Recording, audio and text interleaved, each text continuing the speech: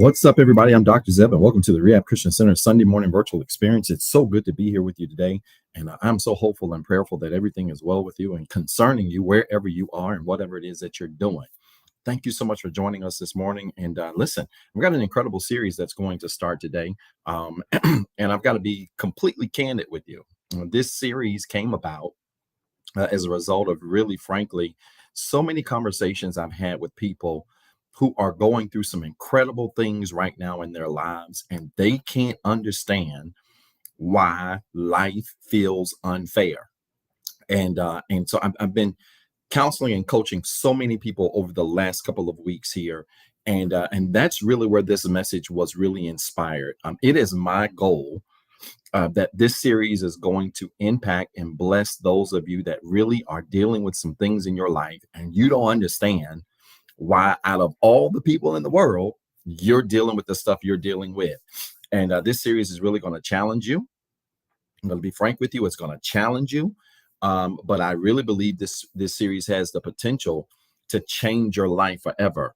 And so I can't wait to start teaching today. I'm excited to be here today. So grateful that you've tuned in.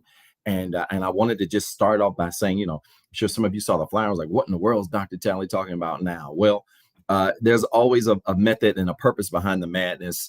And we're going to see exactly that on today. And so I'm just so excited to be here with you today on a very beautiful, cold, but very beautiful Sunday morning. And grateful you've tuned in with us. Wherever you are, go ahead and start saying good morning. Would you do that? Start saying good morning. Start saying, hey, good in the chat area. I see many of you starting to speak already. I need you to start hitting that @ symbol and start waking people up, nudging them virtually and telling them to get up and jump on this live broadcast today. I intend to only be with you for about 60 minutes. I promise not to be longer than that today. I'm going to try my best, but there's no way. It was not my original intent to turn this into a series, but as I was studying and preparing some notes, came to a quick conclusion really fast that this couldn't just be done in a day. And so we're going to spread this out because I think this is a very critical series. I want to teach to you, those of you today and over the next couple of weeks, those of you that are dealing with life circumstances that don't feel fair. This is going to be a good message. This is going to be a good series. And I'm so excited to bring it to you and to challenge you over the next couple of weeks the way that we are. So again, good morning to you. Start saying good morning in all of the chat rooms. It doesn't matter what room you're in. If you're on Instagram, we're at the Rehab Experience, Facebook, the Rehab Christian Center, and YouTube at TheREHABCC. We're on all three of our networks today. So start saying good morning when you jump in. Hit the heart button. Let me know that you're tuned in, that you're tapped in this morning and ready to go. And again, hit that @ symbol and start inviting people. Invite people from work, your friends list, family members. Tell them to jump on this morning. And of course, say good morning and hello in the chat area. And we will be very grateful for that. I'm going to get ready to jump right into the declaration. I don't want to waste a lot of time today at all because we've got a lot of ground to make up or a lot of ground, hopefully, to cover this morning. But this is going to be a powerful series, y'all. I can't stress it enough just how powerful this series is going to be. And again, I'm just so grateful that out of all the places you could have been this morning, you decided to tune in here to the Rehab Christian Center. Listen, you should see the declaration on your screen. Many people say to us, I had somebody ask me this week, a complete stranger, what in the world does REHAB stand for? Well, it stands for Restore, Evangelize, Hope, Alternatives, Breakthrough. Is the 5 pillars by which we attempt to operate ministry. And so we're going to walk through the declaration. We do this every Sunday because it is so important to me that you begin your week just like you should begin every day, saying the right things and speaking the right things over your life. I hope you're still journaling on a daily basis. If you know me, I'm an avid journaler. I believe in the power of writing down things and setting intentions for our day and for our life. You should be journaling every single day. You should be making declarations over your life every single day. And I am a living bona fide witness that when you do that, things just start happening. And I can't really explain it other than to say that there's so much power in life and death in the words that you speak. And so you should see the declaration on your screen. We're going to go through all 5 of these, and I always read them slowly and pause so that you can repeat after me. But let's get ready to walk through the declaration. I'm ready to teach today. I'm ready to get into this message, and we know this is going to be a blessing to you. All right, so you should see it on your screen. Repeat after me. Restore. We declare that everything that is broken, lost, hurt, or destroyed that belongs to us and has been designed by God is restored. My faith is restored. My joy is restored. My mind is restored. Even my lost time is restored. I am no longer broken. The fact that I'm alive means I have another chance. My faith has restored me. And right now, his love is making me whole. Evangelize. Say this with me. We declare that God helped us so we can help somebody else. He loved me when I was unlovable. He changed me when I was a mess. His love lifted me when I was down. I'm not perfect, but I am free. And anything that came for me can't keep me because I'm free. My circle is next. My family is saved. My friends are blessed. My plans are successful. My goals are ahead of schedule. And anything connected to me is blessed, just like me. Hope. Say this with me. We declare that everything that is missing is not lost. In Jesus, I have hope. And this hope makes me confident. It doesn't matter what happens to me or around me. I'm going to win. My relationships are winning. My goals are winning. My family is winning. My neighbor is winning. This city will win. And my virtual row has the victory. My past is defeated, and my future is brighter today than it was yesterday. Alternatives. Say this with me. We declare that God made us different.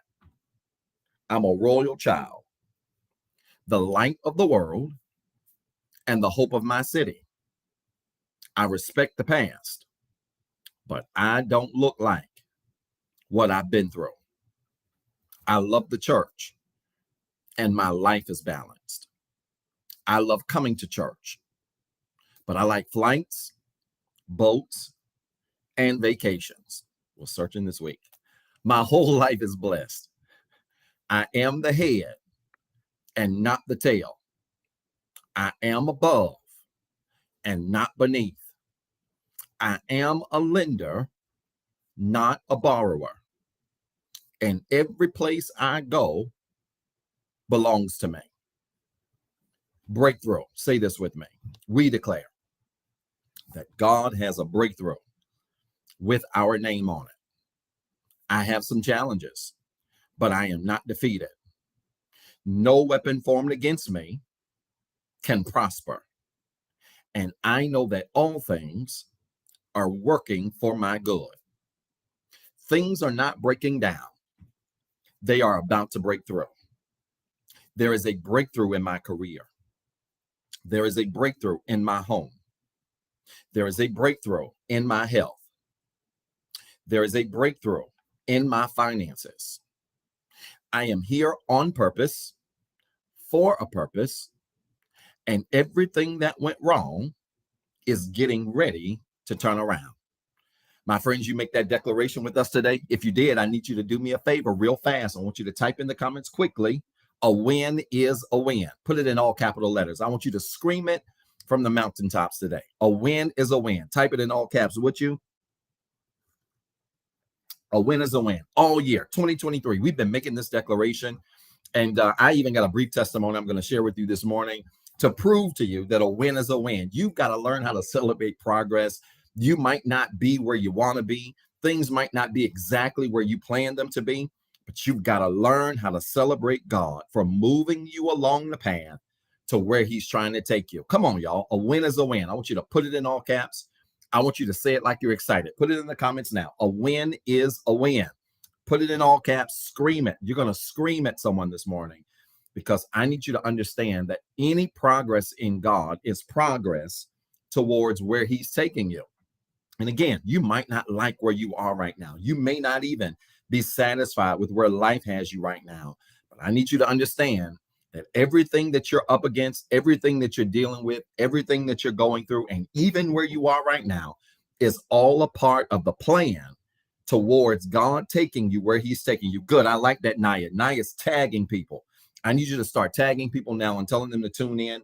I'm going to get this message started in about 4 minutes. After I give you the scripture of the week and a brief testimony. But I want you to type in the comments, if you haven't already, a win is a win, and start tagging people. And I'm going to share a brief testimony with you just to prove to you that sometimes when you think things aren't happening, things really are happening. A win is a win. God's moving in your life. Things are moving in the direction that they're supposed to move into, even when it doesn't feel like it is moving in that direction. A win is a win. Quickly. The scripture for the week this week is Proverbs chapter 24. All right. Proverbs chapter 24. I want you to type that in the comments. Proverbs chapter 24. Remember, every Thursday, we do Explanation Thursday, where we do a 5-minute explanation. This week it was about 8 or 9 minutes, but we do a 5-minute explanation of the scripture for the week. And so this week it's Proverbs chapter 24. So I need you to read every single day the book of Proverbs chapter number 24. All right. I want you to incorporate that into your daily routine. And I believe that as you do that, you're going to be blessed in a tremendous way. Proverbs chapter 24. And this is important too. You should be reading a version that is comfortable for you, that you understand. My children and I were actually having a conversation about the Bible, and they want to download the app on their phone. And they were like, Daddy, I won't be able to understand it. And I explained to them that there's so many different versions that you can download. There's the English Standard Version, which I think is the ESV, is a very easy version for those of you who haven't, grown up reading the Bible. Maybe this is your first time getting into the Bible and you don't really understand it. Try the ESV version. It's a very down-to-earth, written in everyday English vernacular that you can read.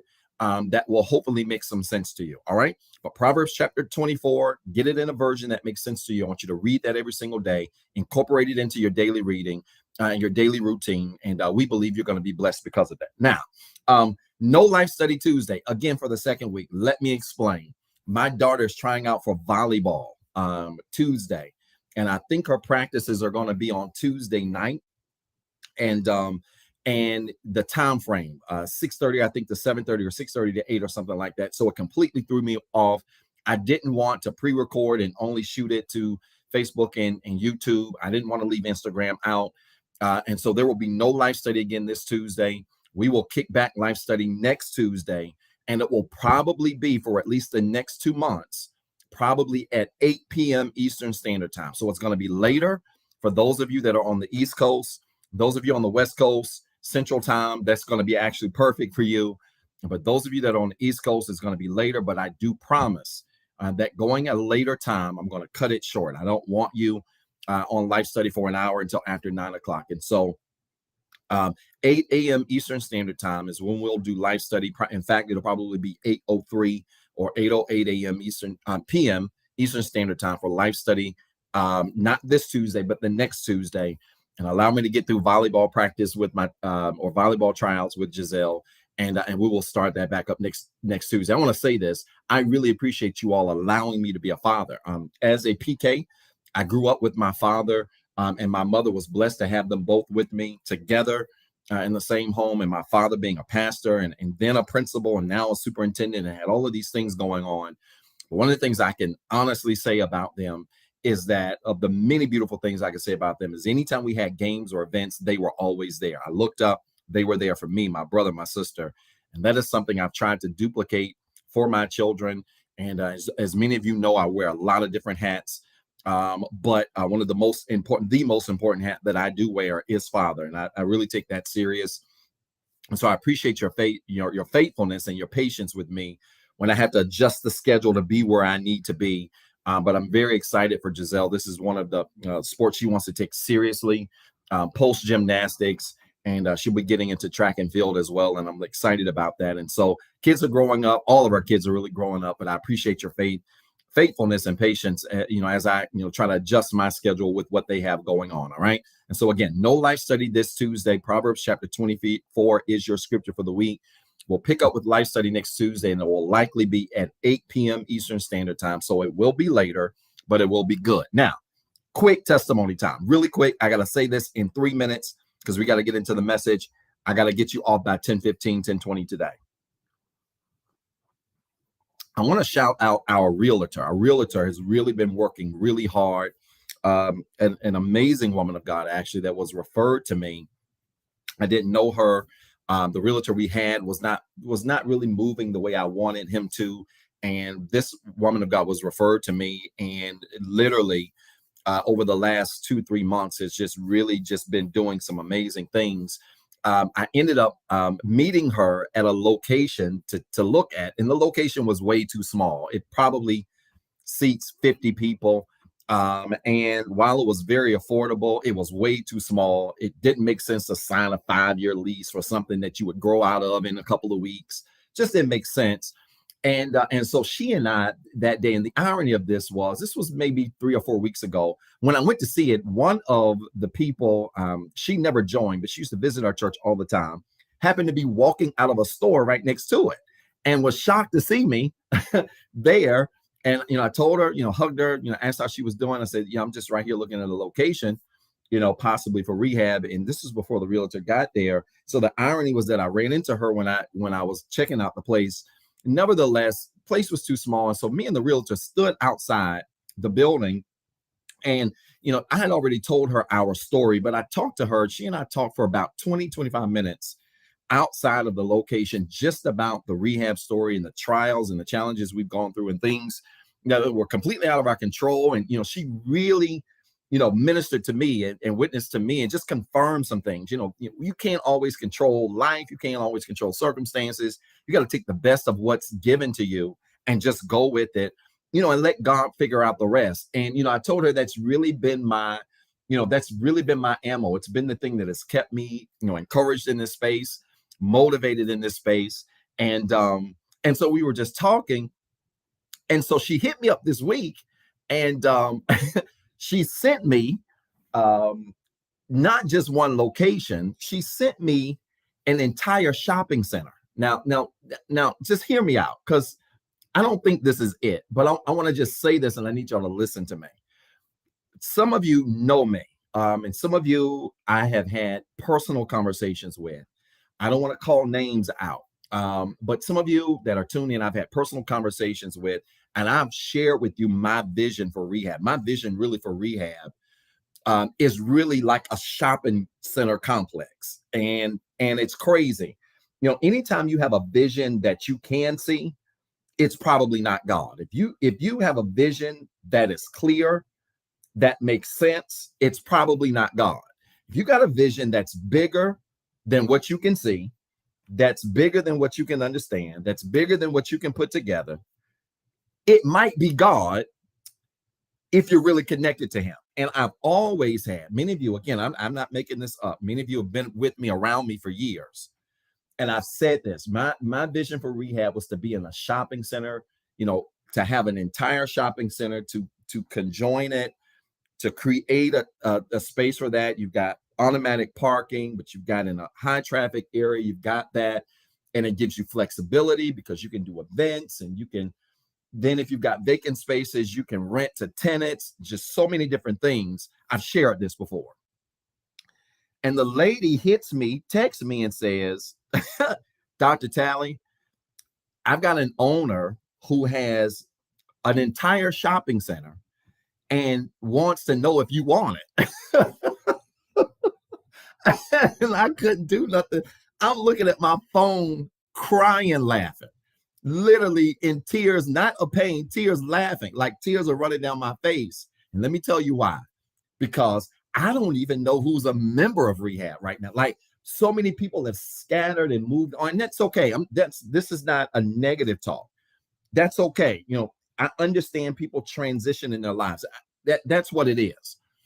But I'm just like, God, how could I sign up for a shopping center and I don't even know who I'm signing up with? And, God really spoke to me at that point and said, this is just a reminder that I ain't forgot you. I got you. Just keep doing what you're doing. Something's going to break. And so unless somebody writes me a nice check where I can just purchase it, which I believe God is enough God to do that, unless somebody just writes me a nice check where I can just go ahead and purchase it and don't worry about who's in there, I don't think this is the location. Plus the shopping center wasn't exactly what we need. It's a different kind of space, but it was so much confirmation of what's coming. And so when I tell you on Sundays to say a win is a win, I'm not telling you that. I'm just not saying this because it sounds good. I'm not saying this because I don't have nothing else to say. I'm saying this to you because I have personally lived in my life situations and circumstances where things didn't seem to be working out. And when I thought they weren't working out, they were really working out. Somebody needs to hear this today.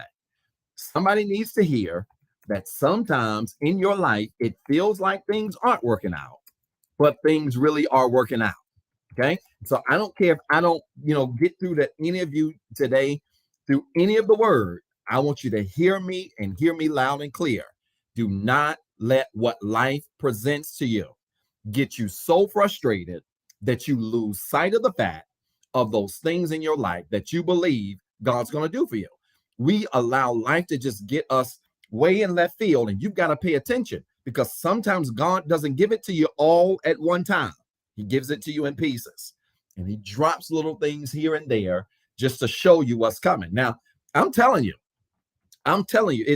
you've now entered that kind of airspace. Absolutely. I'm telling you, the last couple of weeks have just been insanity, y'all, for me, ministry-wise, personally, in my business and my career. There's so much I could spend the next 2 hours testifying, and y'all would be sick of me. I'm just saying to you, stay true to what you've been called to do. Listen to me. Stay true. I want you to type it in the comments right now. This is your first note. I ain't even got into my message. I want you to type in the comments right now. Stay true to who you've been called to be. That's for somebody today, because it's easy to leave what you've been called to be to try to chase after something else. It's easy to leave what you've been called to do to try to run after something else. Listen to me. Stay true to what you've been called to be. Now, I'm with you, TJ. This might not be the spot, but let me tell you something. If an owner who's got multiple locations sees favor on your life and literally wants to give it to you, who's to say he ain't got another location? Who's to say somebody isn't watching and telling you, I need you to stay true to who you have been called to be. Because if you stay true and authentic to that, things always work out according to plan. And somebody needs to know that today. I know you're frustrated. I know you don't like where you are. I know you're tired where you are, but I need you to stay true to where you are and true to what you've been called to be, because things are going to work out for you. Now, that was a little longer than 3 minutes, but I had to share that with you. And I say all of that to say thank y'all for your support, for your encouragement. Maybe you're not even in a position right now where you can't support our ministry financially. You just tune in every week. I appreciate that. It's going to pay off. I don't know how it's going to work out. I just know it's going to work out. I always knew it was going to work out. But this week, when I tell you, I laughed like Sarah laughed, literally, when God told her you're going to have a baby, and she was almost 100 years old. And I laughed, and yet and still, an owner offered us an entire complex. And I ain't seen y'all in over 2 years, and offered us an entire complex. And I'm just telling y'all, just hold on to whatever it is God promised you, whatever it is God showed you. I need you to hold on to it, because something's getting ready to shake in your life, and I believe it. Now, let's get into the message. How to respond when life isn't fair. I want you to put that in the comments right now. How to respond when life isn't fair. That's what we're going to deal with today. How to respond when life isn't fair. And I'm going to be in the book of Job. I'm going to be in the book of Job. All right. We're going to be today in Job probably chapter 1. We may not be able to get further than that today. All right. We're going to be in the book of Job, chapter number 1. And we're going to start with verses 1 through 12 in the New Living Translation. All right. Job, chapter 1, verse 1 through 12 in the New Living Translation. How to respond when life isn't fair. You got to stay true to who you've been called to be, y'all. I'm telling you, it's easy to jump ship and to try something else, or to adjust who you've been called to be, to try to fit in or try to move. Stick to your guns. Stick to your guns. I'm telling you, God's working this thing out for you. I'm a living witness. How to respond when life isn't fair is what we're going to teach with part 1. I'm in the book of Job, chapter 1, verse 1 through 12. All right. Book of Job, chapter 1, verse 1 through 12. Now, let's dive into this today. I need you to take notes in the comments. You're going to be the smartest person at the water cooler all week. And I need you to do this, and it's going to bless you today. Now, I want to start off by giving you 3 guarantees regarding your life. All right. I want to give you 3 guarantees regarding your life. As I mentioned at the beginning of the broadcast, this message was really inspired from the amount of people over the last couple of weeks that I've literally had to talk to that are going through extreme circumstances, unusual circumstances in their life. All right. And sometimes when we face circumstances that we don't understand, it's easy for us to begin to then question everything about our lives. Right. So we allow one thing that goes wrong, or one thing that is not going in the direction we wanted to go into, or one thing that is not moving the way we wanted to.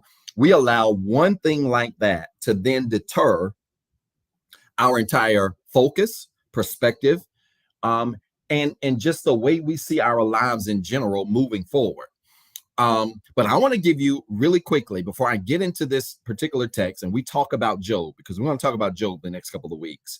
And I'm going to share some things with you about his story that I think are going to challenge you. And we're going to start challenging you really strongly today. But I want to give you 3 guarantees regarding your life. Here are 3 things I can guarantee you regarding your life. All right. Number 1, there will be unpredictable events. All right. There are 3 guarantees regarding your life. Number 1, there will be unpredictable events. Again, we're teaching how to respond when life isn't fair. This is part 1. I'm in the book of Job, chapter 1, verse 1 through 12, New Living Translation. How to respond when life is not fair. There are 3 guarantees regarding your life. Number 1, there will be unpredictable events. If you think you're going to live your life and be able to predict everything that happens at every moment that it will happen, you're clueless. Life doesn't work that way. Unfortunately, life tends to be more unpredictable than it is predictable. And that's okay. Now, don't misunderstand me. You have the ability to chart out, to script out how you want your life to play out in front of you. We can call those things that are not as though they were, and they will happen for us. The power of life and death is in the words you speak. Yada, yada, yada. You know all of these things. So you have the ability, without a doubt, to script things for your life and see those things happen, manifest, materialize into your life. Make no mistake about it. But here's the problem. There's one thing you are not able to script out. There's one thing that you are not able to detail or forecast, and that's the journey. Listen to me. There's one thing that your life, there will be unpredictable events in your life because you can't control the journey. And where people mess up is people have desires for their lives, they have interests for their lives, and they think that they can control the journey and their desires, and you can't.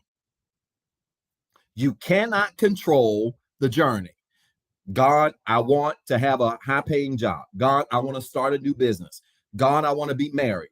God, I want to move to LA. Whatever your interest is, there's nothing wrong with that. But what you can't control is the journey that it takes for you to get from where you are to where it is that you are intending to go in your life. And that's where we mess up. We mess up because we get frustrated over the fact that we cannot control the journey. You want to control the destination and the journey, and you can't do it. You can't do it. And I'm going to take it a step further. Not only can you not control the destination and the journey, watch this. Life would be boring. Okay? Life would be boring if you could control both the destination and the journey. Just imagine how life would be if you set an intention for your life. In 5 years, I intend to be a business owner with 3 locations, right? Let's say that's the intention you set for your life. In 5 years, I intend to have a business with 3 locations. That's the intention. And let's say then you were able to set out the next steps. You know, this is going to happen next, and then I need this to happen, and I need this to happen, I need this to happen, and then all those things happen. Well, if you were able to do that, number one, the journey would be boring. But number 2, and this is the big one, there would be no need to have faith or trust in God if you could set an intention and map out the course. So God, hear me, in his infinite wisdom, has given us the ability to say, listen, I tell you what, you can decide what you want for your life, but it's my job to deliver it. Y'all better listen to me. I'm teaching already. It's my job to deliver what you want. You can set the intention, but you can't make it happen. Because if you can make it happen, there would be no need for faith. If you can make it happen, there would be no need for trust. If you can make it happen, there would be no need to depend on a source that's higher than you, i.e., God. And so he does not allow you to set intentions and chart the journey. And so if you come to an understanding of that from the beginning of this message, right? Because we're going to talk about Job over the next couple of weeks. And this is going to really help many of you digest what you're dealing with. Because some of you are struggling to digest what you're going through. And the reason you're struggling to digest it is because you're trying to figure everything out. And you want things to play out the way you want them to play out. And anytime you are positioned to try to make things play out a certain way, chaos, confusion, heartbreak, letdowns. Those are just a few words that I can use to describe how you will feel when you try to set an intention for your life and then try to go out here and make it happen. It's not your job to make it happen. And I need somebody to record that in the notes right now. It's not my job to make it happen. Come on, this is your second note. Hurry. It's not my job to make it happen.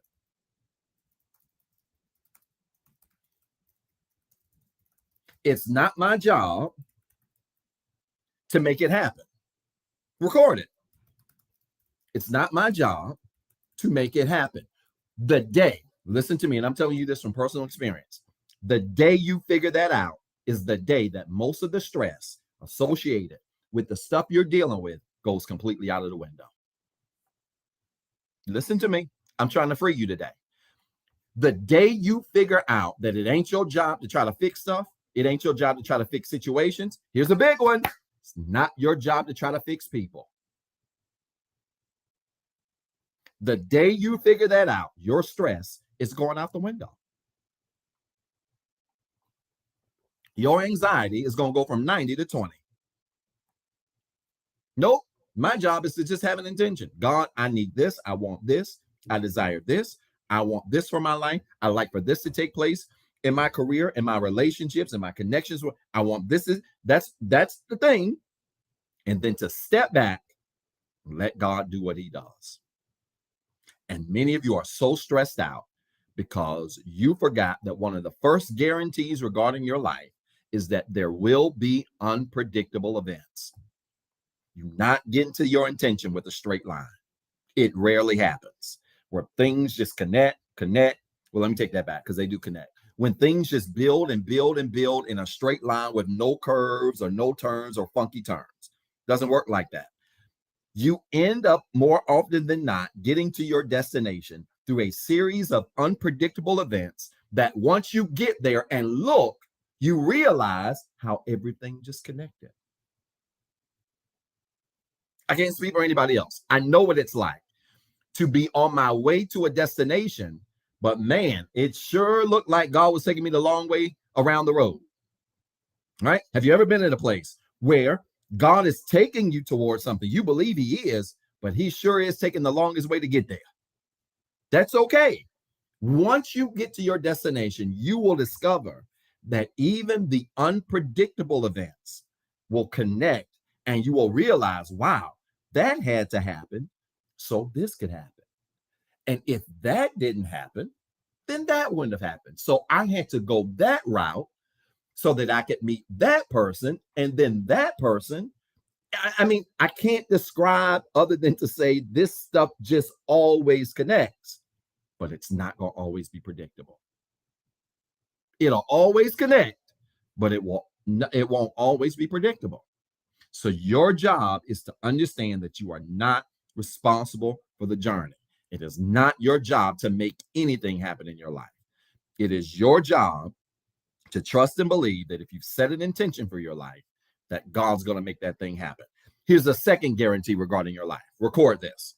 The second guarantee regarding your life is this: your life will be filled with both highs and lows. Your life will be filled with both highs and lows. Okay? Your life will be filled with both highs and lows. I see so many great comments that are coming on all the networks, y'all. I don't want y'all to think I'm ignoring them. So many great comments, and I love how y'all you really encourage one another through hearing the message. You know, TJ, so many of you, and I think that's amazing. Keep doing that. I love it when you all do that, because it lets me know that the message is connecting today. Here's the second unpredictable guarantee about your life, or guarantee about your life. Your life will be filled with both highs and lows. Dr. Zeb, that ain't overwhelming. That ain't life-shattering. Like, that ain't that deep. Let me tell you why it's deep. The reason why it's deep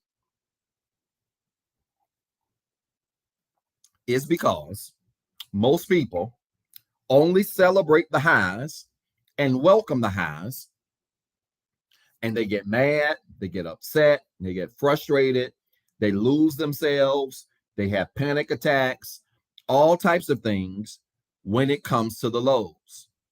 And I'm here to say to you this morning this: that you're going to know you're growing when you can appreciate the lows just as much as you appreciate the highs. When you can appreciate the lows as much as you can appreciate the highs, you are officially growing. You're growing. You're growing. And listen, y'all, this ain't pie in the sky talk. It takes, this is a process. It's a process. Most people don't just pop out of the cocoon and just embrace low times, right? This is a process, but hear me in love, but hear me in honesty. You ready? You're going to not only know you're growing when you can accept the lows the way you accept the highs. Watch this. You don't even deserve what's coming your way until you can appreciate the lows. I don't want that to sound mean to you. Hear me. You don't even deserve what's coming your way if you can't appreciate the hard times. If you can't appreciate the low moments. If you can't appreciate the difficult seasons. If you can't appreciate the seasons where people aren't responding to you. When you can't appreciate the seasons where people don't believe in you. When you can't appreciate the seasons where people do quit on you. When you can't appreciate the seasons where the business is lagging and dragging. When you can't appreciate the seasons where people don't want to have anything to do with you. When you can't appreciate the seasons where the people you love don't love you. When you can't appreciate the season where the things you want don't want you. You can't appreciate that. You don't even deserve what's coming. You've got to get in a space where you appreciate the lows. And when you can appreciate and embrace those lows and be excited to see them, I'm telling you, you're unstoppable. You're unstoppable. Some of y'all need to stop counting likes and start focusing on your blessings. Some of you need to stop counting how people are responding and start focusing on where God has you. I was blessed I did a keynote this weekend at my alma mater, A&T, my two-time alma mater, and for their honors program, it was about 200 students in there. And one of the things I love talking to young people. And one of the things I shared with them is, with this generation, and when I say just this generation, I'm not just talking about younger people. If you're living, I'm referring to you. With this generation, we get so caught up in how people and things respond to us that we lose sight of the fact that people just play a role in our lives that connect to a higher purpose that God has for us. And you've got to, that's right, Aggie Pride, you've got to accept the role that people and circumstances play that help you to become what you're going to become in your life. You got to accept that role. And we don't have a problem with accepting that role when people are conforming to what we want them to do, or they're being who we want them to be, or situations are being what we want them to be. But when things start going left, we begin to question everything about the track and the direction that God is leading us. And that's because we don't appreciate low seasons. And again, I want to say this clearly. If you can't be happy in a low season, you remember all those emails, right? If you can't be happy in a low season, you don't even deserve what's coming your way. You've got to appreciate the beauty of hard seasons. Come on, record that. Appreciate the beauty of hard seasons. Appreciate the beauty of hard seasons. That's one of the 5 things. It's on my 5 things video that comes out on Mondays. But one of the 5 things that really I was just reminded of this week is that appreciate the beauty of a hard season. It is really hard seasons that help you to appreciate for real where it is that you are heading in your life. Y'all got to stop crying over hard seasons. Yeah, you might have a moment, but don't stay there. You got to stop whining and moaning and getting anxiety and getting depressed over hard seasons, and understand that included on the journey towards the mountaintop are valleys. If you've ever ridden in a car or rode in a car to the top of a mountain, you would realize that you don't just go up the whole time. That's the misnomer about getting to the top of a mountain. People think that when you are going to the top of a mountain, and if you've ever been hiking before, if you've ever driven in a car to the top of a mountain, you understand exactly what I'm saying. When you are going to the top of a mountain, most people that have never been think that it is a continual climb. Doesn't work that way. To get to a top of a mountain, some parts of it you're going up, some you're going down, some you're going up, some you're going down. Why? Because the architect of that mountain had to figure out a way to get you there that was as best and as safe for you as possible. Here's a whole word. Some of you don't realize that the reason your journey is filled with highs and lows is because even the lows are necessary to ensure that you get to your destination in the safest way possible. Your journey just can't be filled with highs. Your journey just can't be filled with good days. Your journeys just can't be filled with climbing up. Sometimes you got to go down a couple of steps just to go up 5 steps. I'm sharing with those young people this weekend, and I said to them, listen, I can't tell you the number of times in my life where literally I had to take 10 steps back in order to take 15 forward. And we don't think about the 15 because we're so stuck on the 10. So you've got to be okay with the lows. And watch this, not just okay with the lows. This is where I'm going to throw some of y'all off. Not just okay with the lows, but understand that not only are the lows a part of your journey, watch this, that when you go through the lows, it should change your perspective about the destination. Going through the lows in your life should change your perspective about the destination, should change your perspective about the journey. You're going to discover that sometimes when you hit lows in your life, it makes you rethink the things you want in your life. It makes you reevaluate the things you desire in your life. It makes you reconsider the things you want in your life. And this all comes from appreciating the beauty of a hard season. I would not want a journey that was just filled with highs. Because when you have a journey that's got a whole lot of lows in it, when you make it, you appreciate the ride, you appreciate the journey, you appreciate the process a whole lot more. Are y'all listening to me? Is this making sense at all? Okay, if it is, fill it up with hearts. I hope this is making sense today. All right, here's the third guarantee regarding your life, and then I want to get into this text. As you can see, this is going to be a couple of weeks, but I was really led to teach this. So many of you I've been talking to, counseling, coaching over the last couple of weeks. My coaching stuff has really taken off over the last couple of weeks. Just be careful what you ask for, because you get it. And it's just been this consistent theme. Dr. Zeb, I don't like where I am. I don't like what I'm dealing with. I don't like this. I don't like this. I don't like this. You better get to a place where you learn to love it. You better get to a place where you learn to love where you are. Because I'm telling you, you're not going to see real success. You're not going to see real breakthrough in your life until you learn to love where you are. Not where you want to be. Come on, y'all. I need y'all to record that. I ain't even in my notes, but I want y'all to record that. I need you to learn to love where you are.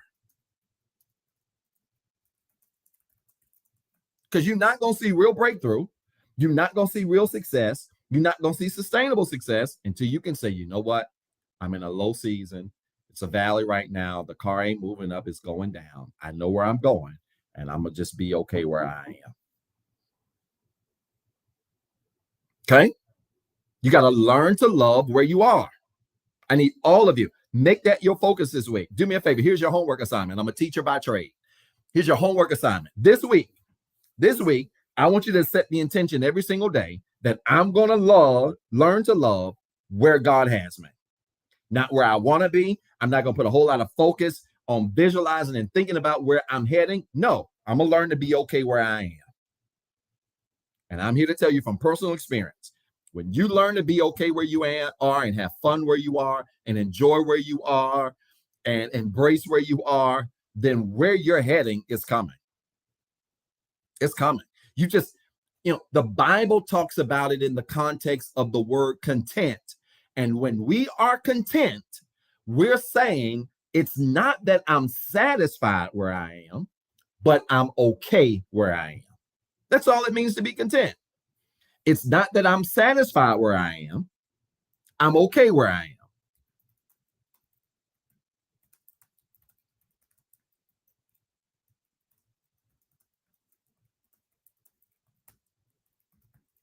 Is this making sense? All right. So it's being okay where you are. Learn to love where you are in your life in this season. And when you do that, you're going to see breakthrough. Here's the third guarantee regarding your life. I'm sorry, I got completely sidetracked, but that was good. You ready? Here's the third thing. There are some things you will never be able to control. Listen to me. There are some things you will never be able to control. See one of my, I see one of my clients popped in. Good morning. You will never be able. There are some things you will never be able to control. This is the third guarantee regarding life. There are some things you will never be able to control. This one is especially for you control freaks. And I'm talking to you. I'm talking to you because I know what it's like to be a control freak. One of those people who knows how to plan, who sets expectations, who prepares, who checks boxes, expects things to flow certain places, and likes to make sure that they have their hands on it so it goes well. I know what it's like to be that guy. But the downside to being a control freak is that most control freaks, for real, panic, get anxiety, get nervous, get mad, get upset when stuff starts spiraling or moving, not according to the way they mapped it. And I knew I was delivered with a T from being a control freak when I could literally step back and say, I don't need to be in control.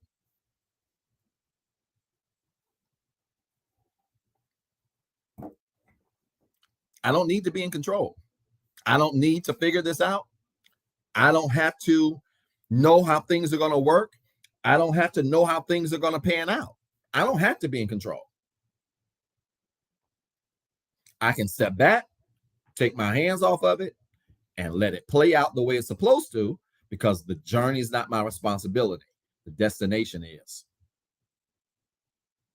My responsibility is just to enjoy the destination. That's it. And to enjoy the journey along the way. So some of you have to realize that there are things you will never be able to control. Told a client this week, God bless her heart, having a very hard conversation about relationships. I've gotten a lot of people reach out about this stuff. People love to talk about relationships and get coached in that space, and that's fine. You know, one of our hierarchy of needs is love. You know, if you understand Maslow's 5 hierarchies, Maslow's hierarchy of needs, one of the 5 needs that is research that we all desire is love. We want to be loved. We want to feel love. We want to give love. It's nothing wrong with that. But I had to tell this young lady,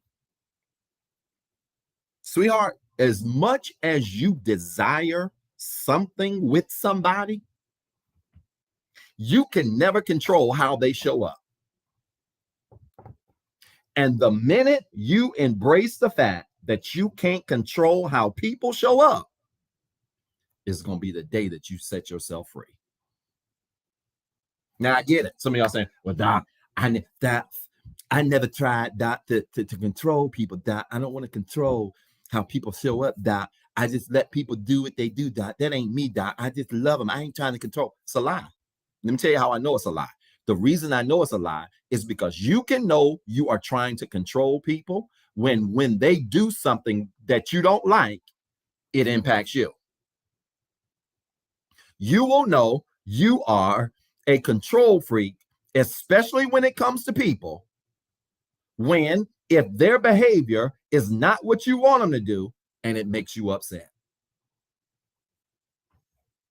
Oh, y'all, I didn't mean to cut y'all this morning. Are y'all listening to me? You're going to know you're a control freak when it comes to people, and circumstances work the same way. You're going to know you're trying to control circumstances when you plan something as it relates to a business or whatever, and it doesn't go the way you want it to, and you start feeling a kind of way. That means you're in control. That means you're still trying to be in control. That means you still got your hands all over it. And I'm here to tell you, the best way you can come out of that is to relinquish control. Because here's what I discovered. And you can take this example for whatever you want to make it to be. There were things that I tried to chart. I'll use my business, for example. There were things I tried to chart and map out for my business in a way where I wanted to go like this, like this, like this, and like this. And then it went completely left. And I said, you know what? Apparently, the way I planned it to turn out is not the way it's supposed to turn out. So I'm just going to stay focused on the fact that I want my business to be successful. I want it to be this. And how I get there, it don't even matter to me. And when I took that step back, then suddenly the journey started aligning. And then the pieces I thought I needed, I didn't need. The direction I thought I was going to go, I didn't go. The parts that I thought I wanted included were not included. And you can make that relate to your connections with people too. Because some of y'all are trying to chart destinations with people who not going to be at the end scene. Y'all, I'm talking to you from experience. I'm not. Some of y'all are trying to chart out a journey to include people who have exited your journey. And you're going to know you're okay with it when you can take a step back and say, you know what, God, that ain't the way I would have planned it. That's not the way I would have charted it out. But I'm at a place now where if this is how you want it for me, and this is how you want me to go, I'm going to step back and realize I can't control everything. And watch this. When you do that, then all of a sudden, it's like magic. Stuff just start falling into place. Y'all, I'm talking from personal experience. This thing is getting good to me. I'm getting excited. Stuff just start falling into place, all because you said, this is what I want, but how I get it, it don't matter. And I'm not going to try to control people. I'm not going to try to control people in the process. I'm not going to try to control circumstances in the process. Take a step back and let things evolve the way they should. Okay? Is this making sense? All right. Now, I got 10:07. Good. It's got some time to get into this because I've got to this is going to really make this is going to be good. Let's go to the book of Job. The book of Job, chapter 1, verse 1 through 12 in the New Living Translation. I'm not reading all of this. Okay. Book of Job, chapter number 1, verse 1 through 12 is where I want to start today. And I want to try to at least get through this and another chapter because there's some things I just got to pull out of this. And this is going to help you. This is going to be so good. All right. Job chapter 1, verse 1 through 12, New Living Translation. All right. We're teaching again how to respond when life isn't fair. And this is part 1. Look at this. In verse number 1, it says, there was once a man, blameless, a man of integrity. He feared God and from evil. I want you to record this. This is important. Job was chosen for what he had to go through. This is going to get interesting. Job was chosen through what he had to go through. Job was chosen for what he had to go through. In other words, what Job is about to experience in this book was not accidental. It was not a matter of just happenstance. He was literally singled out and chosen to deal with what he's dealing with. Okay? I'm going to come back to that. Record it. Come on, y'all. I'm getting ready to give you a blitz of notes. Let me skip down to verse number 6. No, let me take that back. Let's keep going. I do want to read this. Let's look at verse number 2. Verse 2. He had 7 sons and 3 daughters. Verse 3. He owned 7,000 sheep, 3,000 camel, 500 teams of oxen, 500 female donkeys. He also had many servants. He was, in fact, the richest person in that entire area. So Job was a good man. He had integrity. He feared God. He stayed away from evil, and he had money. This is about to be so good, man. I'm going to need a whole month for this series. Are y'all listening to me? So Job had everything going for him. Great guy, had everything going for him. Great riches, great money. He had all of this stuff. Okay? Look at verse number 4. Job's sons, Bible says, would take turns preparing feasts in their homes. They would also invite their 3 sisters to celebrate with them. When these celebrations ended, sometimes after several days, Job would purify his children. He would get up early in the morning and offer a burnt offering for each of them. For Job said to himself, perhaps my children have sinned and have cursed God in their hearts. This was Job's regular practice. So every single day, Job would get up and he would pray over his kids. He would cover his seed every single day. Okay? He would do this, right? Every single day. So again, upright man, filled with integrity, made good decisions, feared God, stayed out of drama, had a whole lot of money, prayed for his kids every day. Y'all with me? Now, look at verse number 6. One day, the members of the heavenly court came to present themselves before the Lord, and the accuser, Satan, came with them. Verse 7, where have you come from? The Lord said, asked Satan. Satan answered the Lord, I have been patrolling the earth, watching everything that's been going on. Now, let me pause here. This is for all of you who sometimes wonder why the devil is picking on you. The reason why the devil is picking on you and picking in your life is because you have it going on. The devil does not bother people he already has. And the same way he was walking the earth looking for something to get into and looking for somebody to bother, it's the same way he often has found many of you who are minding your business. You are good people. You are good people. You're doing the right things. You're trying your best every day. You might not be perfect, but you're trying your best every day to do the right things, be in the right places. And it just seems like you don't go looking for trouble, but trouble always finds you. The good news is you're doing your job. My goal in this series is to change your perspective on trouble. Because some of you don't even realize that the trouble you got right now is not a reflection of you doing something wrong. It is a reflection of the fact that you are doing your job. What's my job? You're treating people right. You're trying to live with integrity. You're trying to do the right things. You're trying to make good decisions.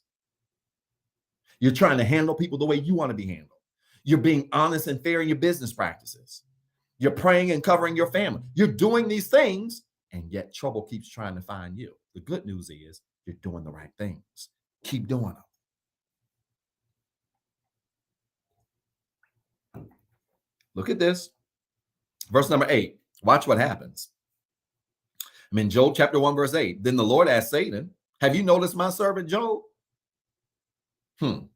He is the finest man in all the earth. He is blameless, a man of complete integrity. He fears God and stays away from evil. Look at what the devil says. So God says to Satan, what about my boy Job? You looking for something to get into? Have you seen my boy?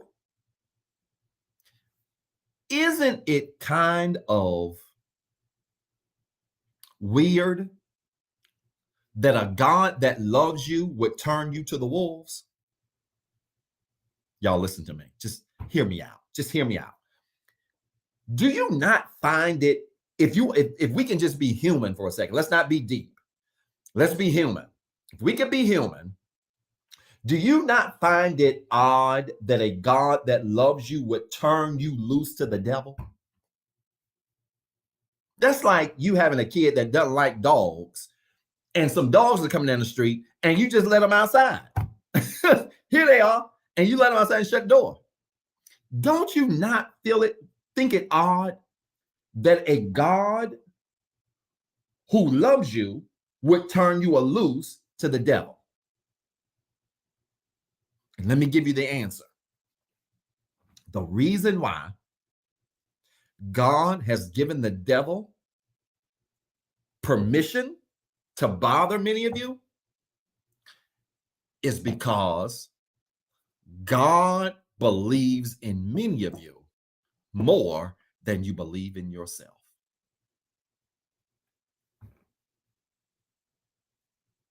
Could it be that God believes in you? I know you never heard Job talk like this before.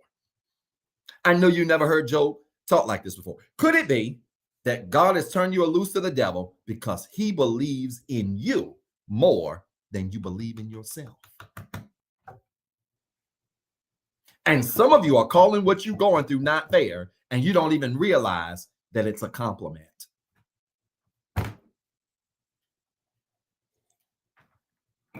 That in fact, where you are and what you are dealing with is really a compliment.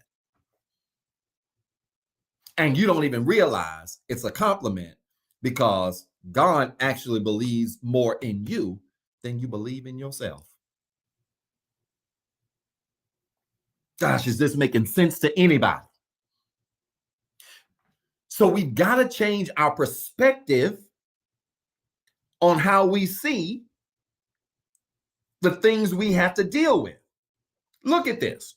See, you doubting you, and God don't even doubt you. Now, I got more Bible for you. For those of you, well, that ain't enough Bible.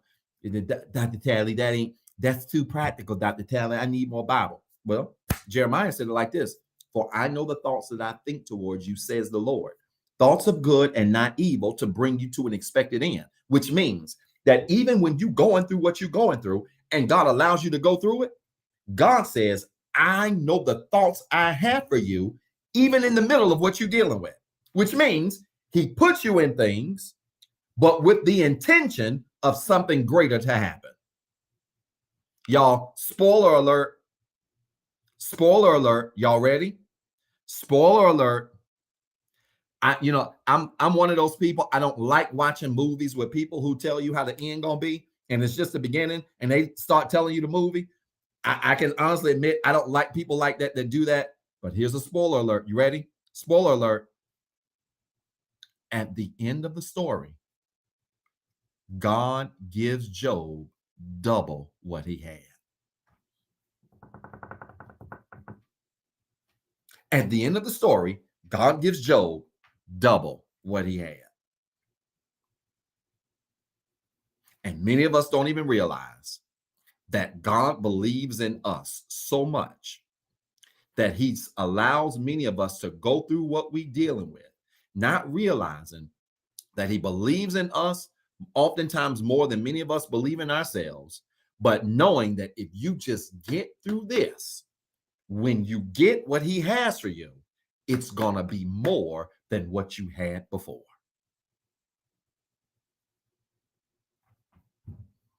That's the spoiler alert. Look at this. Look at verse 9. Look at verse 9.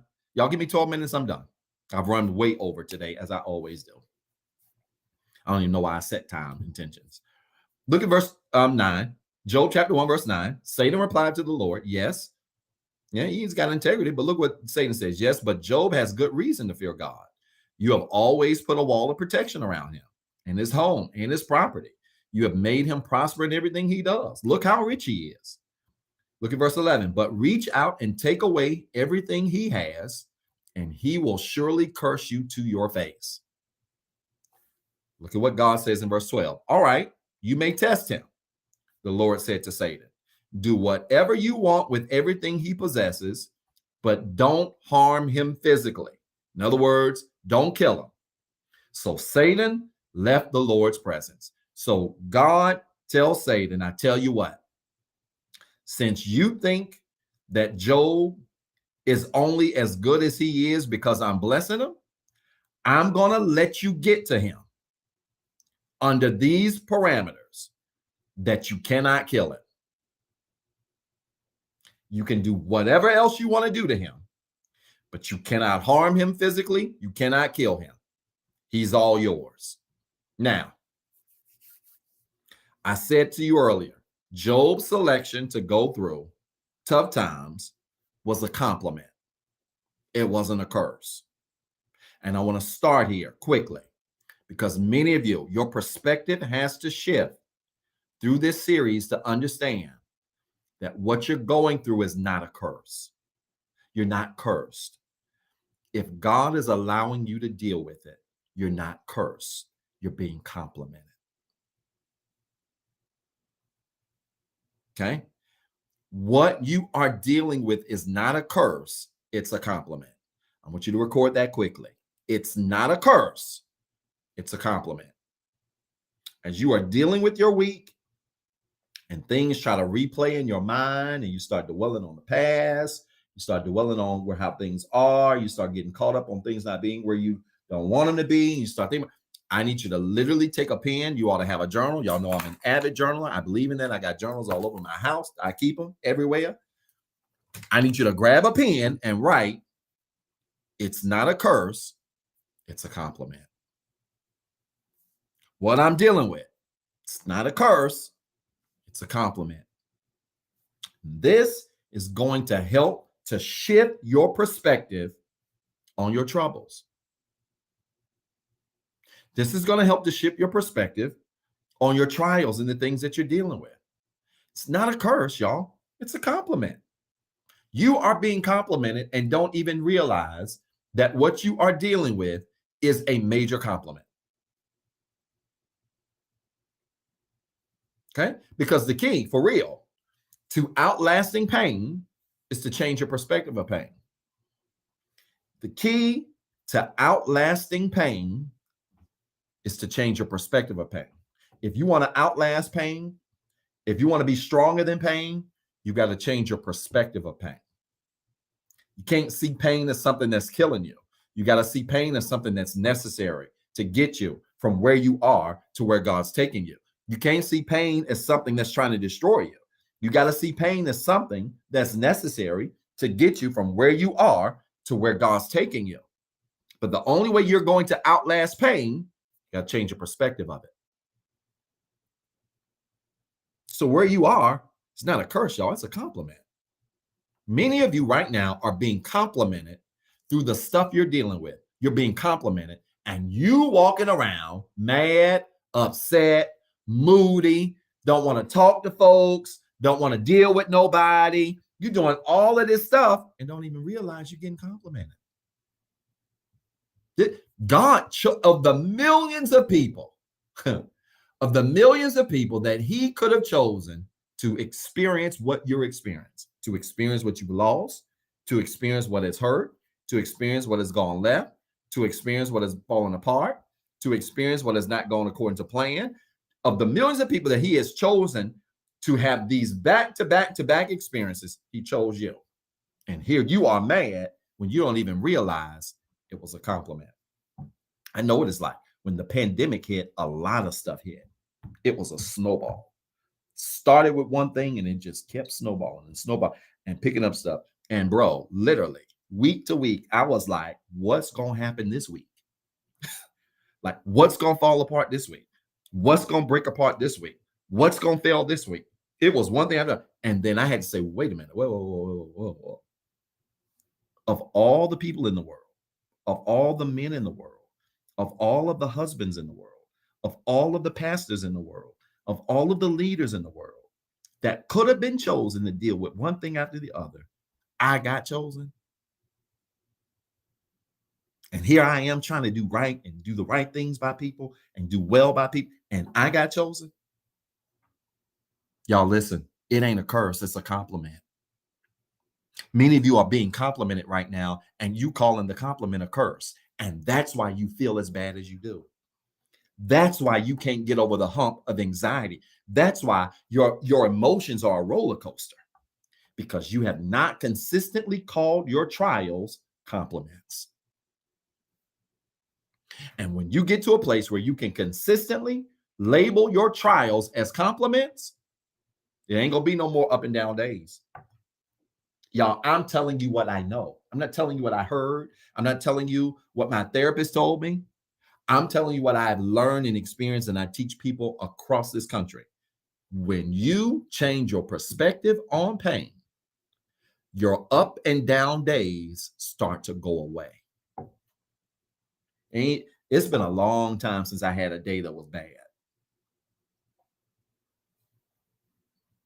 Let's talk about me. Yeah, I've had some challenging days where challenging things happen. But when I have laid down in the bed at night, I can't remember the last day I've had where I said, wow, this was a horrible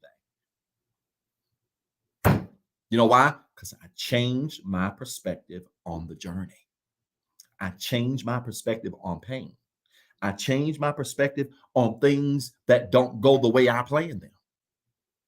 And when you change your perspective, then suddenly it changes what you experience. It changes what resonates with you, what you feel. But you got to change your perspective, y'all. You've got to change the way you look at it and the way you see it. Okay? Why? Because Job's selection was based on God's permission, not the devil's authority. I want you to remember that. Record that. Job's selection was based on God's permission, not the devil's authority. Yep, I like that. Love covers my hands. I love that comment there. Job's selection was based on God's permission and not the devil's authority. And I need you to embrace that today. What you're dealing with is based on God's permission and not what the devil wants. He don't have as much power as God. So you're dealing with what you're dealing with because God has given permission for it to happen. And when you understand that, y'all, you really begin to simplify your life and say, you know what? Maybe, just maybe, I'm going to be all right. If the devil can do what he can do, but he can't kill me, then that means God still got me. You got to change your perspective on this, y'all. The devil can only harm you to the extent that God allows it. So what you're dealing with, it has more to do with God's permission and less to do with the devil's authority. His authority is not stronger than God's permission for your life, the things that he allows you to go through, his permissive will. His permissive will, I don't have time to teach this and deal with this and explain it, but let me just define it quickly. You may have heard the term permissive will. God's permissive will is what the way it sounds. It is when God allows things to happen in your life, he allows them to happen, or he has given permission for them to take place. All right. So God doesn't do directly. I don't want to confuse you. God doesn't directly do the things to Job that happens to Job, but he permits them. Are y'all listening? He doesn't directly do to Job. God doesn't directly do to Job those things that happen to Job, but he permits them. He allows them to happen. And that happens in your life too. And it doesn't mean that God doesn't have you. It simply means he allows things to happen, but he's still ultimately in control in that those things that he allows to happen can't kill you. They can't harm you. Which is why you can go through an experience where you feel like you are literally about to die, but then you got to pause and say, wait a minute. This thing that feels like I'm about to die in, number one, I ain't going to die in, but number two, God allowed it to happen. So if God allowed it to happen and he permitted it to happen, that means it's part of a much larger plan that ultimately he's controlling. And when you come to that understanding, you pause, you take a couple of steps back, you take a deep breath, and you'll be okay. But y'all, we can't confuse God's permission with the devil's authority. The devil may have been given authority by God to allow some things to happen in your life, but it does not mean that his authority is greater than God's permission. God ultimately has the last say.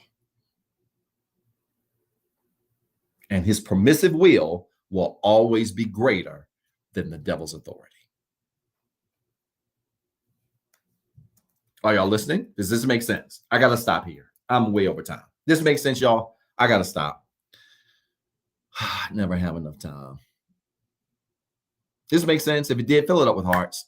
Would y'all do that? Fill it up with hearts. I want to pray with you really quickly. Fill it up with hearts. If this made sense, I want you to fill it up with hearts. This is so powerful in many ways.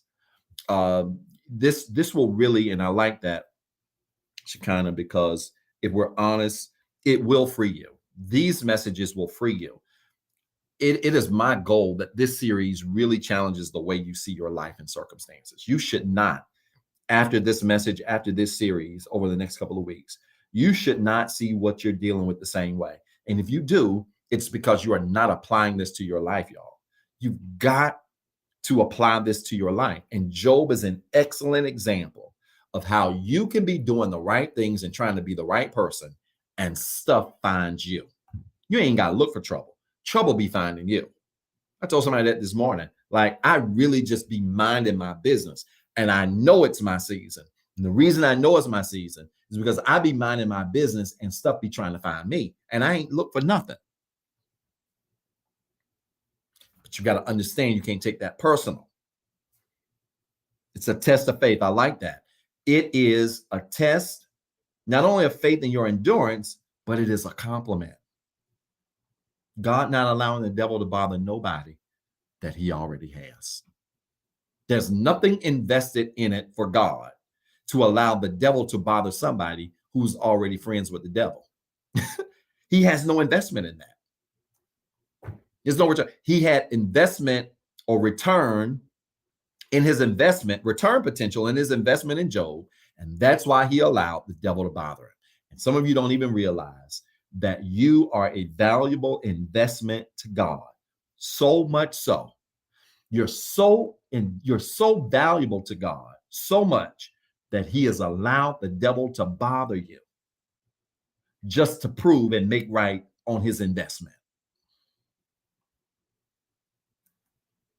What you're going through Is this really God making right on his investment?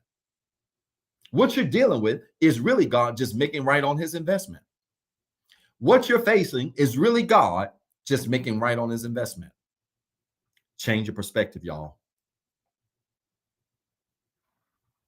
And when you do, it's going to change your life. I want to pray for you. You got a prayer request today? I want you to type it in the comments quickly. I'm giving you 30 seconds, really fast. If you've got a prayer request, I need you to type it in the comments. 4:08 in the morning, 4:03 in the morning. I get up, pray over your prayer request right before I work out, right before I meditate, right before I do and get into my day. First thing I do is I literally roll off my bed and I pray. And I want to pray over your prayer request this week. So if you've got something you want me to pray for, I need you to type it in the comments really quickly. Yes, I literally go back and watch the replay. Some Sundays I have time to watch it all. Some Sundays I don't, but I'll fast forward it to the end just to read your prayer requests because they're that important to me. I don't have to memorize them. I don't have to write them down. I literally only have to read them a couple of times. And somehow, some way, God just sticks them in my heart. And I'm not kidding you. I don't even know many of you by name. I just know you by your handles on social media. I've never even met many of you, but I will literally sometimes be praying and I'll see your handle name and remember your prayer request. And so I believe in the power of prayer. Would you allow me to pray for you? If I can pray for you, I want you to type in your prayer requests in the comments if they can be seen. If your prayer requests are too personal, you can email your prayer requests to info@rehabcc.org. That's info@rehabcc.org and put in the subject line prayer request. And that email will get routed to my email address. And we'll read it and make sure we include it into our prayer requests for this week. All right. So you can email it again to info@rehabcc.org. Put in the subject line prayer request. But if you've got a prayer request, good. I'm starting to see them pop up right now. I want you to type in your prayer request quickly so that we can pray for you, that we can pray with you all week. Because I really believe God's doing some tremendous things in so many people's lives. And I know he's going to continue to do those things. And we are excited about it. All right. Type in your prayer request. Come on. You got 15 more seconds. Quickly. I want to pray for you. I'm rooting for you. Things are not going left. They're going right. Things are not going down. They're coming up. You're going to be fine. God has you exactly where he wants you to be. And I just need you to be encouraged in the season of your life. I do. I don't want you to get sidetracked. I don't want you to give up on God. I need you to be encouraged where you are. Things are working out according to plan. And I need you to hold on to that. Come on, 5 seconds. If you got a prayer request, I want you to type it quickly. After you do that, connect your hands like this as a sign of symbol of faith. Quickly. Connect your hands like this as a sign of symbol of faith. Good. Some of you just popped on and already typing in your prayer requests. I love that. Because I'm getting ready to pray with you quickly. I want to pray with you. I want to encourage you to sow a seed in, and we're going to be done today. But I'm absolutely praying for you. Yes, Mother Brenda, I'm praying for you and healing in your body. I will be setting our meeting. I have not set our meeting for this month. I will be setting our meeting for April and just looking forward to talking to our seniors and just checking in on them. And I'm certainly praying for you, Mother Brenda, and all of you for your health and your well-being, that God will continue to keep you and sustain you. That's my prayer. Connect your hands like this, y'all, as a sign of symbol of faith. Let's touch and agree. You ready? Let's do it. Father, in Jesus' name, I thank you today for this word. Thank you for this time of gathering and sharing you've given us. It's my prayer that something was said or done that has encouraged somebody, that has challenged somebody, that has maybe even convicted somebody to want to live for you, to want to rearrange their lives, to be everything you've called them to be and more. It is my prayer, God, that you would this week begin to turn the hearts of your people so that they get a different perspective and understanding of the pain that they're experiencing in their lives, of the difficulties that they're experiencing in their lives. Help them to understand that it's not a curse, it's a compliment, that what they're dealing with was not designed to destroy them. It was designed to push them forward. Help us to change our perspective on the trials and the tribulations and the circumstances that we face in our lives, so that in every circumstance or moment or situation, we show up as the best version of us, prepared to receive everything that you have for us. Now, God, for every prayer request that has been typed on this live, for every prayer request that has been typed as somebody's watching the replay, for every prayer request that's been emailed to our inbox, for every prayer request that is on the hearts and minds of someone that is so heavy that they don't have the words to even type it, we lift these requests up to you now, God, and we ask now that you would answer the prayers of your people as only you can. Make ways, open doors, meet needs, create new opportunities, build new relationships and connections. Connect people with the right people that will help them get to where they're needing to go. God, I pray this week that it would just be a week filled with miracles and breakthroughs and overflows in every areas of our lives. And I promise you, God, that as you continue to create miracles in our lives, we won't take the credit. We'll continue to give your name the glory and the praise. We count these things done and we believe you for them. In Jesus' name, amen. Do me a favor. If you pray with us, I want you to type in the comments quickly. It is so. Hurry. It is so. It is so. It is so. Every time you say amen, you are simply saying it is so. It is so. Come on, y'all. It is so. It is so. It is so. It is so. It is so. Yes, when you say amen, you're saying it is so. You're saying it is done. You're saying it is well. It is complete. It is so. And I need you to go through your week this week, believing, saying that literally. When you pray, it is so. When you think about the things that are going to happen in your life, say it is so. And I'm here to tell you, your words have meaning. Your words have power. And you're going to see God do the miraculous in your life as only he can. Listen, y'all, I love y'all. I'm rooting for y'all. I've run way over and be late for my next appointment. But that's okay. I love teaching. And it is certainly my hope and prayer that this message and ministry has been a blessing to you. Listen, I want to challenge you to give. If this ministry has been a blessing to you, I want to challenge you to give. You can sow into our ministry, the Rehab Christian Center, one of three ways. You can give via CashApp, $, REHABCCGIVE. You can give through our website, www.rehabcc.org, and choose online giving. Or you can text REHABWORKS to 336-642-3210. I see that prayer request, and absolutely, we will add that as well. Again, you can give one of three ways: Cash App, $, REHABCCGIVE. That's $, REHABCCGIVE. You can give through our website, www.rehabcc.org, and simply choose online giving. Or you can text REHABWORKS to 336-642-3210. All right, that's 336-642-3210, REHABWORKS. And you can give either one of those three ways. And we believe this, that as you give, God will bless you. Good measure, pressed down, shaking together, running over. He will literally send people into your life to be a blessing to you because of the way you've given. Listen, y'all, I love y'all for real. I'm praying for you. I'm rooting for you. Don't forget the scripture for the week. It's Proverbs chapter 24. There is no life study Tuesday. My daughter is starting volleyball. She has volleyball practice and tryouts on Tuesday. And so I've got to be there to attend that and help her and support her. So no life study Tuesday, but we will be back here on Sunday for part 2 of how to respond when life isn't fair. Next Sunday, part 2, 9:08 a.m. Eastern Standard Time. And then we will see you the following Tuesday and return to life study on Tuesday night. All right. I love y'all. I'm praying for you. I'm rooting for you. I want you to have a fantastic week and be encouraged this week. All right. Life is fair. You got to change your perspective and know that things are going to work out for your good. I love you. I'm praying for you. I'm rooting for you. Have a fantastic week.